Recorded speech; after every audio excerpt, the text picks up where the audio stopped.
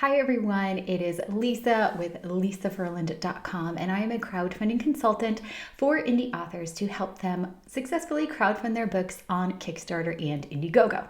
Now, what I want to talk about today is a little bit about how much should we be honest with our backers when we are giving updates and sharing things, and why the policy of 100% honesty is not always the best policy. So let me explain. Crowdfunding really needs to rely on transparency. There has to be this trust, this rapport, this conversation that we build with our readers before we ask them to give us money to give them a book, right? Because we are asking them to invest in our idea before we launch it. That's the idea of crowdfunding. We are getting a little bit of money from a lot of people to bring this book to life. Now, you inside may be very unsure and be very insecure about the future of what's going to happen because when we ask someone to give us money, we don't know what their answer is going to be. But if you were to walk into a bank and pitch them for funding, who do you think they're going to give funding to? Someone who is insecure and I don't know, and I'm very stressed out and this may not work, or someone who walks in and is confident with a plan and says exactly what they're going to do, how it's going to roll out. I've researched all my options and I am 100% confident that this is going to work. I'm going to give my money to that person over the person who is a hot mess. Do you know what I mean?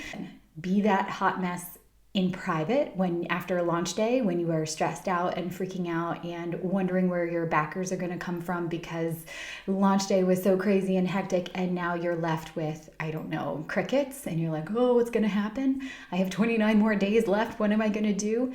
Freak out in private, or get a group of other crowdfunding authors, or talk to someone who's been there before, but don't make that public. That is the side we are not going to share with our backers. They don't need to see that side. They need to go on and live their life. If they backed your campaign, don't bother them again. They're doing great. They did what you asked them to do. Revisit them later, but don't hound the people who already supported your campaign over and over and over again. And definitely don't send messages that are super stressed, high caps, big bold font. Just relax, take a breath. We're going to present the most confident version of ourselves and ask them very good things, share wins, share all the success that we are feeling or that we have, whether we feel it or not. Okay, so don't be a hot mess during your campaign is probably like the number one.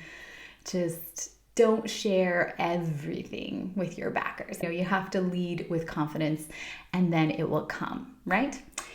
So lead with confidence, be the leader who you would want to follow, if that makes any sense.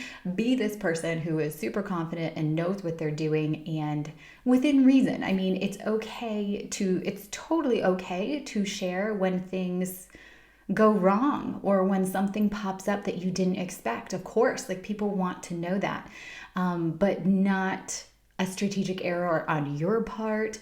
Or, those things happen, but we don't need to share that if you forgot to calculate something, or if your calculator was broken that day, or if you just can't math correctly. That's not your reader's problem. Like, that's your problem. So if there's any of these foreseeable, preventable issues that you run into, I would just hold on to that and keep that as a lesson learned and not share that publicly. I would definitely share unforeseen issues that are going to impact the reader getting their book, right? And getting their rewards. You have to share that. If you have a delay at the printer, if you have, let's say you change illustrators midstream, if you have any issues whatsoever related to them getting their final product, that is important to share.